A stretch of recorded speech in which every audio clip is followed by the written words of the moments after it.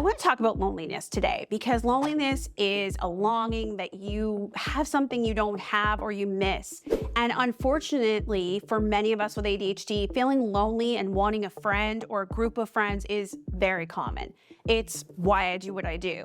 As much as we know about social connection is good for your health and well-being, it's easier said than done, and you have to create that life of friends and keep up with people, which requires a lot of work and executive function, which is not always our strong suit. I have spent a good time and part of my career looking for solutions for these challenges, solutions that are easy, that are an easy lift. The key to me is that the solutions need to be aligned with our neurology, be less taxing on our executive functions, and support finding friends and much needed circles of support in the easiest way possible. And there is an overlooked solution that is really not as hard as you would think, and that is to bring back something called the third place. I want to give full credit to my cousin Katie, who is a fabulous teacher and who brought this idea up to me this summer, and I was like, yes, yes, yes. Hi, I'm Caroline Maguire, and I am here to talk about all things friendship. Please like this video, subscribe to my channel, and share this video with someone who needs it. So historically in American life and in life all around the world, I would argue, we have had work, home, family, and then this other third place, a place where we gather, where we hang out, a park bench, a coffee shop, a library, a bar, a bowling alley. There are even entire Hollywood shows like Cheers that are about this third place. You name it, third places are really spaces in between work and home where you connect with other people, often more social, and you show that social part of yourself. Maybe they have to do with your special interests. The concept of the third place was coined by sociologist Ray Oldenburg in the late 80s, and the benefits of these gathering spots in the fabric of everyday life. Now, let's talk about where we are. We've had a global pandemic, we were locked down, and we've gotten into some habits. I myself don't go to grocery stores anymore. I always have my groceries delivered because I have no time. I'm literally jamming in this video between kid things. So whenever I can, I'm saving time. And many of us are this way. I stopped going to a gym because it was schlepping all the way across town. So I bought a treadmill for my basement. I bought some exercise equipment. It's great. My kids can work out. I can work out. The problem is, then I'm not ever in those third spaces. So why does this matter? For many people with ADHD, adding one more thing to the to-do list is overwhelming. And although socialization is supposed to be the thing, it really can fall off our to-do list. For some, it's because we avoid things that are unfamiliar or uncomfortable. Other times we get distracted.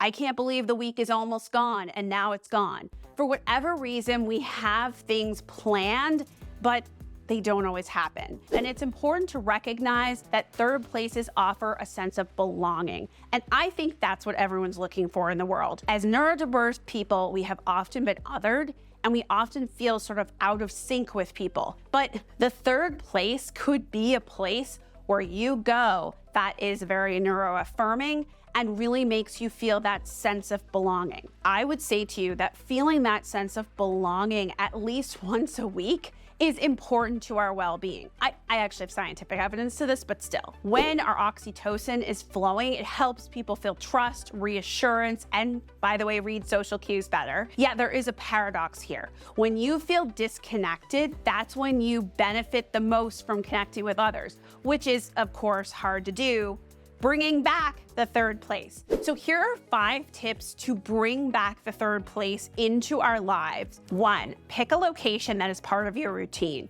Returning to the same place every week and a place that's familiar and comfortable and is part of your routine is the most likely path to success. A third place where you can see familiar faces helps. And I think when you think about third places, they can take on this vibe where you're likely to keep motivated, and that's your fuel to keep going. 2, look for emotional safety. Spaces where you feel comfortable and you can be yourself are signs that you feel psychologically safe. This is important because when you feel psychologically unsafe, your body and mind are on high alert, and that makes it harder to interact. It's more likely you're gonna go into fight, flight, or freeze. Just remember, sometimes it takes more than 1/3 space investigation to find your ideal spot. 3, create a galaxy of support, people in your life. Leaning in can be difficult, and if you have people who fill your friendship cup, people who make you feel safe and happy and who are a source of support, that can help you make these changes because you know that you can return to those people. You can debrief with them. Sometimes it helps to have a few third spaces so that you're not putting all your eggs in one basket and you can have different places that fulfill different needs. 4, leverage your surroundings. Go to places where you can make it easy. Look back over the past 5 years of your life. What third places did you previously frequent? Maybe even they fell away. Consider bringing those back. What did they bring to your life? 5, finally, participate. You don't benefit in the same way when you are not necessarily participating. So make sure that that third space is someplace where you can strike up a conversation and you can find yourself participating. I have been told that pickleball and some other things are the best thing ever because there's a lot of exchange, but not so much that you feel like pressure to actually talk as much. I think you have to think about those dynamics, like what is the environment like and what opportunities are there. Third places are a much needed piece of our lives. And when we are struggling with loneliness, this is an absolute solution. I have been doing an experiment with myself for the past year where I go to have 3 moments of connection a day. I leave my house, I go to a coffee shop, I go pick things up, I interact with people. The vast majority of my life is done online, but I have been putting this back into my life. I feel better every day when I do it. I'm actually on my way someplace now that is sort of a third place. So I hope everyone who stayed on to the end enjoyed this. I hope that you put some third spaces back into your life. Thank you to everyone. Bye, friends.